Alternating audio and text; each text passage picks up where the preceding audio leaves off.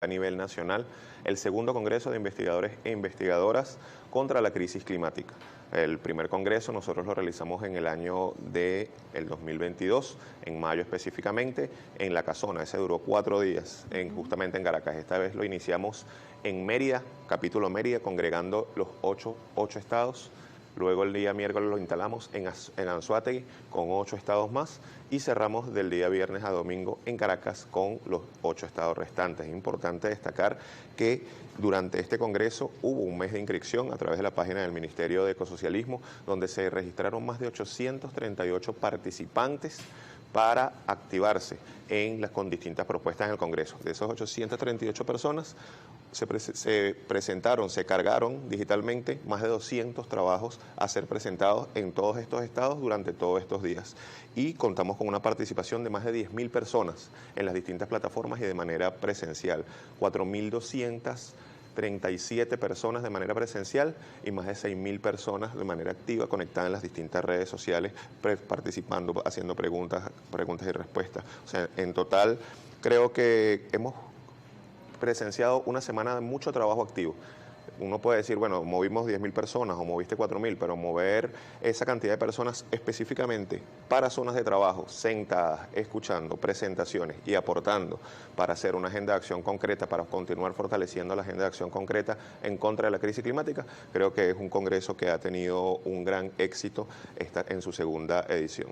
¿Cuáles son las prioridades, ministro, que se abordaron en estas 200 propuestas? Porque 200 propuestas es muchísimo y avanzar en todo el desarrollo y la implementación de las mismas pues parece un camino un poco más largo. ¿Cuáles han sido las prioridades que se han abordado en ellas y cuáles son las que de repente se van a tomar en consideración de manera prioritaria? Sí, como tú lo dices, 200 propuestas son muchísimos, aunque la crisis, la problemática climática es un problema que abarca todas las aristas de la sociedad, de la vida cotidiana. Nosotros estamos tomando, y para eso hay un panel de expertos, de profesores universitarios que evalúan cada una de las propuestas, como prioridad, mitigación y adaptación al cambio climático. La mayoría de las propuestas estuvieron orientadas a la mitigación y a la adaptación. Muchas han sido monitoreos de observación, como en zonas específicas de algún sector de Venezuela se ha venido viendo la crisis climática de manera directa, con afectaciones de modificación de patrones de alguna especie de fauna, con modificación de patrones de alguna línea de costa, hablando de la zona marino-costera, con modificación de patrones, bueno, incluso de la misma pérdida del glaciar, el estudio que se hace constantemente en la Universidad de los Andes, cómo se ha venido perdiendo nuestro último glaciar, el único glaciar que nos queda actualmente, que es el glaciar Humboldt. Todo esto, como tú también lo has dicho, para financiar, para avanzar en el financiamiento. A raíz del primer congreso, que fue en el año 2022, el presidente de la República, Nicolás Maduro, aprobó la creación de un sistema de gestión de proyectos para el financiamiento de la crisis climática, para el financiamiento a proyectos que ayuden a mitigar la crisis climática. En este sentido, durante todo este año ya nosotros tenemos tenemos 39 proyectos aprobados, que suman un monto de $1.100.000 en distintas áreas para ayudar a mitigar la crisis climática. También es importante destacar que el día de ayer, en conjunto con el Fondo para el Medio Ambiente Mundial, firmamos la carta de inicio de la tercera comunicación.